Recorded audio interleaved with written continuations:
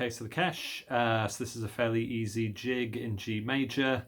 We're going to be using just notes from the G major scale and with no Cs. This is quite common for Irish tunes in G. A lot of them don't need the C. So before we start on the tune, let's just run up the scale. So if you start at your G on the push, and then you've got your three notes on the pull, A, B, and D. A, B, missing out the C, straight to D, so just three in a row there. And then your three on a push, so starting from that same button, E, F sharp, and the high G. And then at the top we've got the A and high B on the pull.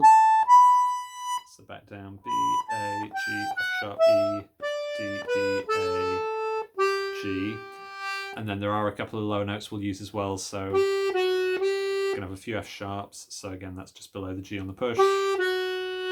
And also as a sort of optional leading note into the A part we might do a low D, which is down there, 2 buttons below the G on the pull. So just make sure you're familiar with all those notes before you carry on. Yeah, the other thing that's sort of worth noting, good to learn in this tune, is you'll see how we can include ornamentation, but not so much just ornamentation as swapping between different possibilities of just the plain notes. Or because there's a lot of these any symmetrical group of three quavers like that, like a GAG or a GF sharp G, or ABA. They're all kind of interchangeable with just long notes, and that's also where you'd put a roll, which is one of the common ornaments. Or all sorts of different ways you can ornament those, but they're always worth spotting either long notes or symmetrical groups of three, because they're kind of interchangeable and they're both good places for ornaments. But we'll get to the ornamentation in a bit. Let's just do the tune in its most basic form. So A part's going to go like this.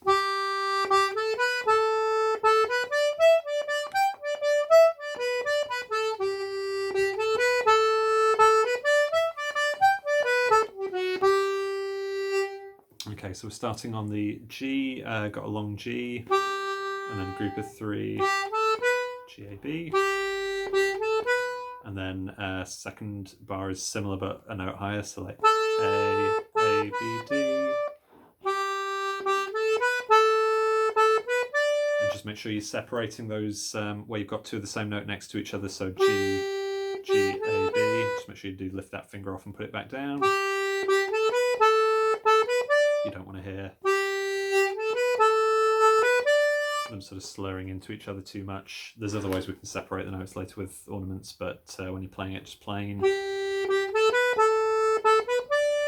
lift the finger, or you can even swap fingers. A lot of players do always sort of swapping fingers when they get the same note twice, but can make the fingering a bit trickier, so just make sure you're coming off and separating. And then we're into the third bar. So this third bar, we've got E, D, D. And again, make sure those two notes are separated.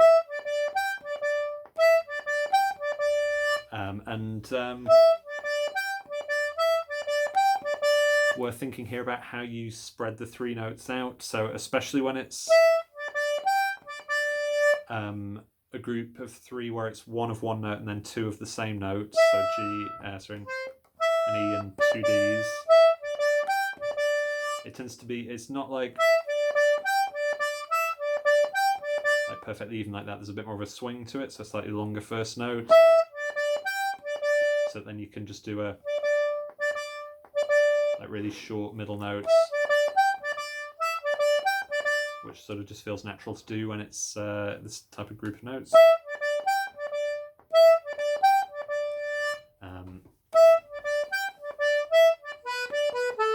And then Fourth bar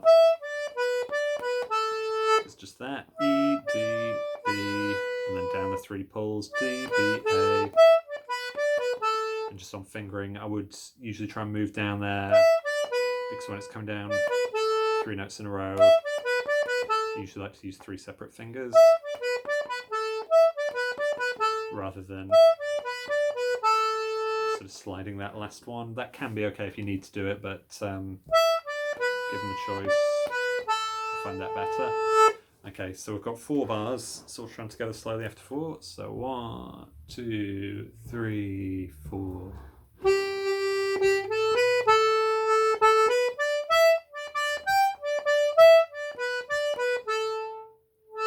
Okay, so just make sure you're up to speed on those.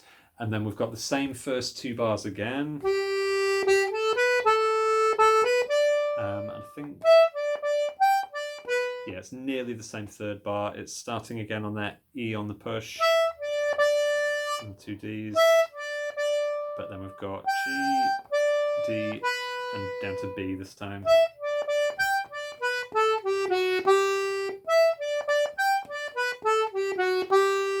And then the last bar, A, G, F sharp, G.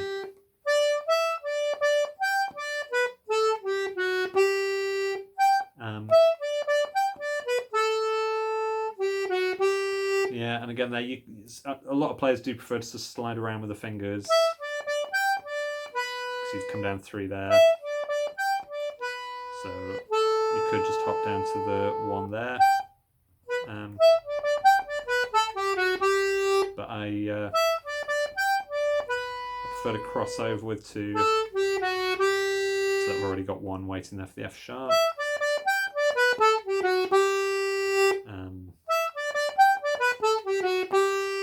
Yeah, I find that comfortable, but again, find what suits you.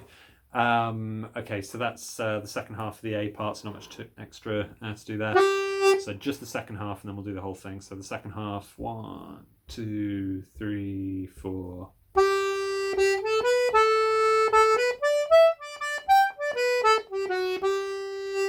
Okay, so the whole A part, 2, 3, 4.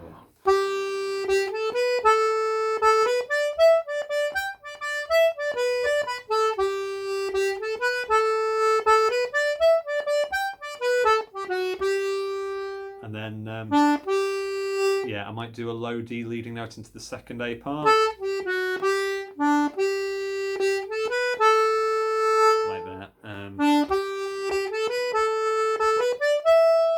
Okay, but we'll come back to do that when we're playing the whole thing around. So the B part. So again, here we've got a lot of these symmetrical groups of 3. So that's we're starting with BAB and then DBD. So just 2 symmetrical groups all in the pull. And then yeah, EGE. So upwards symmetrical group on the push. And again, I just swapped finger 3 to come down here. 3 notes on the pull. The move up there I'm doing just in the middle of that group. 3, 1, 2, back to 3. Starting with the same ABA, but then down the 3 pulls. Sorry, down 2 pulls and a push. So D, B, G. And 4th bar. So that's A, B, A, G, A. And again, you've got 2 A's together there, so make sure they're separate. Okay, so 3, 4.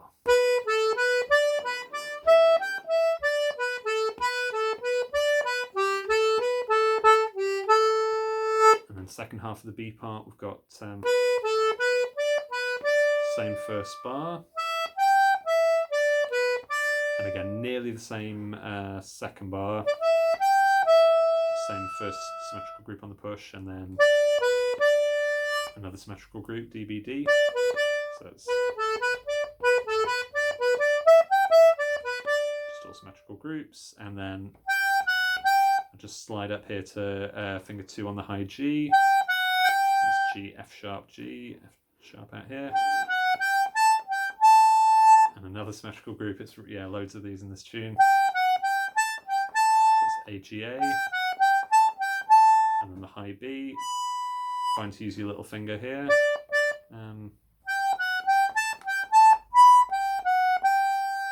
Okay, and then high B, G, F sharp, G to finish. So that whole second half. 3, 4.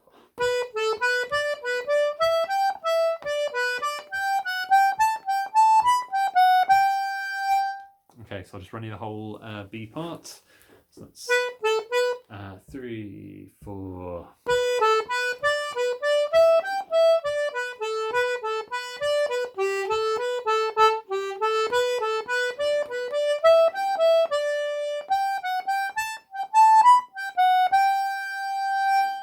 Okay, yeah, and again, maybe a leading note, I might do a leading A into that, so rather than just starting at, I might do like 3, 4, and A just before that B.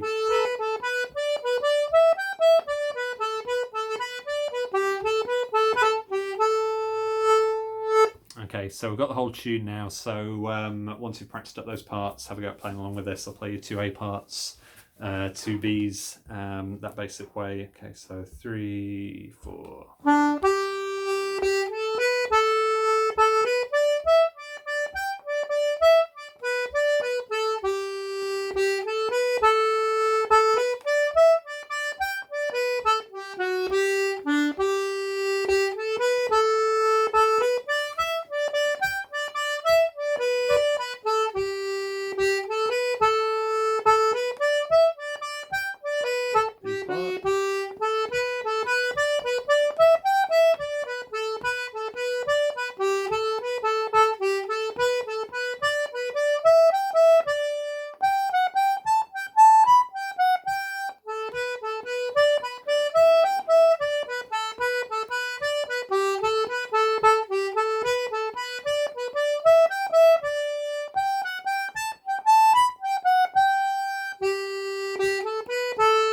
As I'm coming back into the A part from the end of the B part, I wouldn't normally do that low D leading note, just because you're ending up here on the G, and it's quite a jump down to the low D, so it's just a bit tricky, but and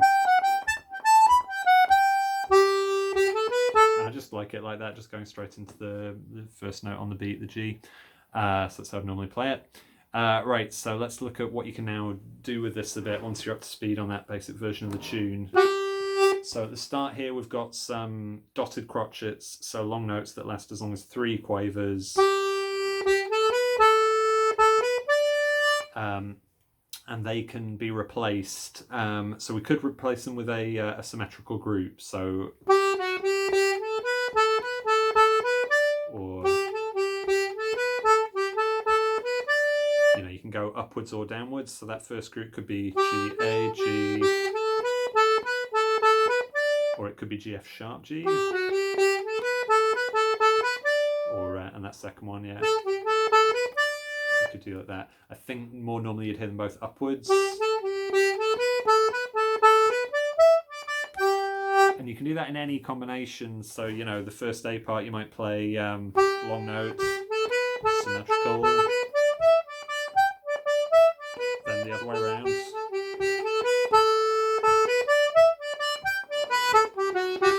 Just to introduce differences and make the 2 halves different. And then maybe, then you'd do both long.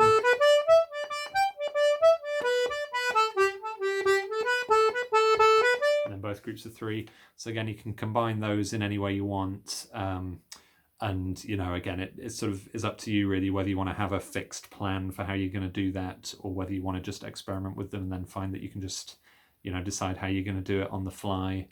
And often when you're playing with other people, you're listening out to what other people are doing, and just making sure you either match or complement what they're doing.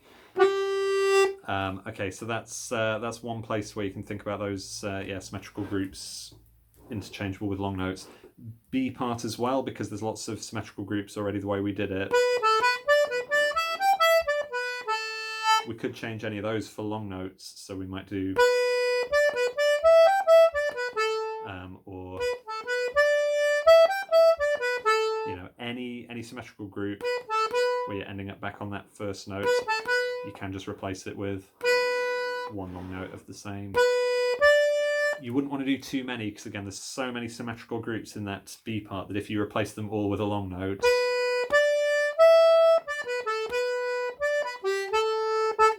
you get a kind of, you know, you might see that in like a you know, special basic version of the tune for beginners or something, you know. It's but it's taking too much out. It starts to sound like, you know, there's not a lot going on there. So yeah, occasional long notes can be quite good, but you wouldn't want too many all near each other. But again, yeah, any of those in the B part symmetrical groups you can change for long notes. And yeah, vice versa, I think. So we did we do that one as a long note originally? I think. But again, that could now be a... So, long story short, all of those are interchangeable. Let's look at some actual ornamentation now, rather than just swapping in groups of 3 for long notes. So, the same places we've just talked about, where there's either a long note or a symmetrical group of 3, that is a place where you can fit in a roll, or the sort of the traditional, you know, sort of old school way of doing this is the full 5-note roll, which is, and don't worry if it takes you a while to get this, because yeah, a lot of people find these pretty hard. The way I think of it is, let's see, yeah, if you think of it as just one G and then a G, F sharp, G triplet, so 3 notes in the time of 2. Try playing that first bar just like that, so rather than, or we've now got,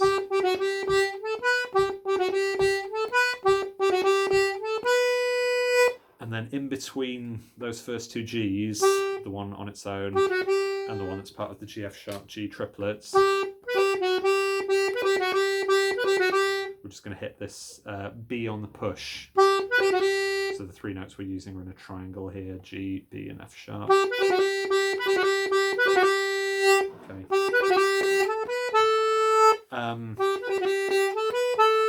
And yeah, just try and get the same timing as when you did.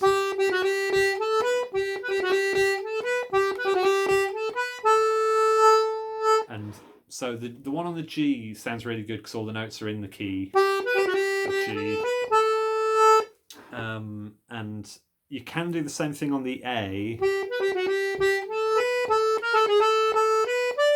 Though you can hear that sounds pretty jazzy,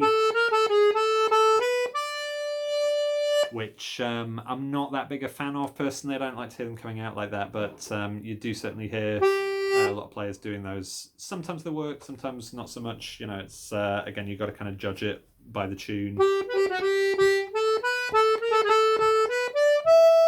So there's another kind of roll that I use a lot that I really like, that yeah, avoids that sort of out of key sound. Sometimes called a 4-note roll, which is, let's see, we'll do it for the A here. I use them particularly on A's because, again, I don't like that all out of key sound you get with the 5-note roll.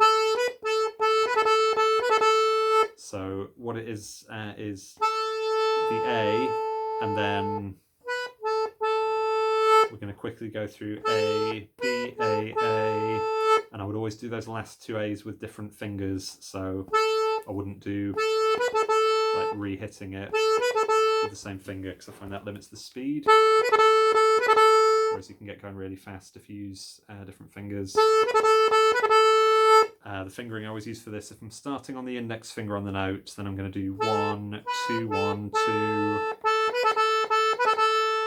like that. But if I was starting on 2, it would be 2, 3, 1, 2. So I'm always ending up on finger 2.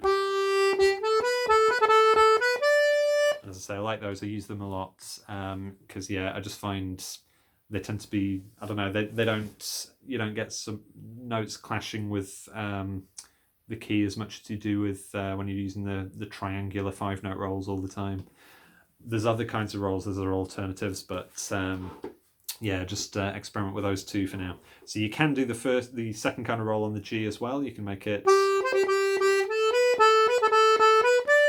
but on the G you might want to do the 5-note roll, and then the other kind of roll on the A. Okay, and again, just like swapping in the groups of 3 for long notes, this is all, you know, it's completely interchangeable. You can put these wherever you like. And again, it's a matter of not overdoing things. You know, if you put a roll in every place that a roll could go, you know, if you went through the tune and replaced every long note, every group of 3, every symmetrical group of 3 with a roll, it would probably sound like too many rolls. Certainly in the B part where it's yeah,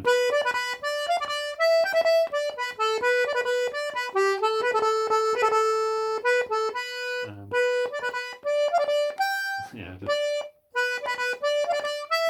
I'm getting kind of lost because you sort of lose the sense of the tune when everything's just replaced with rolls. So again, that would be way too much.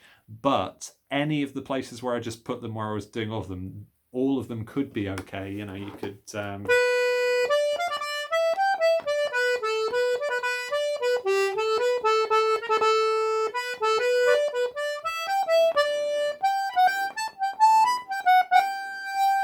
or, you know, different places. So yeah, looking at the B parts, that first one, and again on the Bs, I'm more likely to do that 2-note roll, 4-note roll, sorry, yeah, 2 different notes, 4 notes in total. Whereas that one, that's putting in a C sharp and a B flat, both of which are out of key, so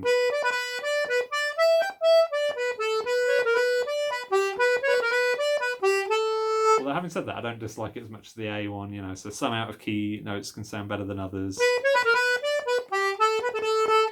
Probably still avoid it though. There is kind of a hybrid where you do you know, the higher note for the 5-note roll on the row, so you get an in key note above.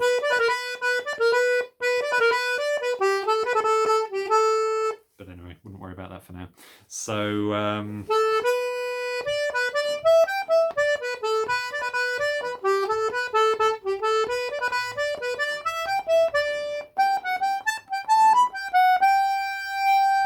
so again, just go through that, and any group of 3 you like really can be replaced with one of those rolls. If it's a symmetrical group of 3, you know, go back to the same note.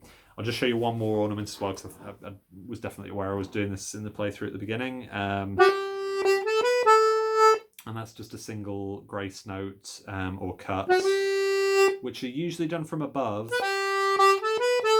But in this tune, on the Gs especially, I really like that F sharp up to G, so I'm just hitting them almost at the same time, just the F sharp slightly before the G, and straight off the F sharp, stay on the G. So it's...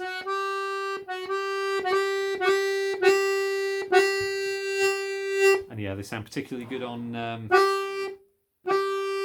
Gs, because again, it's that F sharp is in key, but it's a semitone below, so it makes it sound like a sort of, it's like the slide that fiddle players do.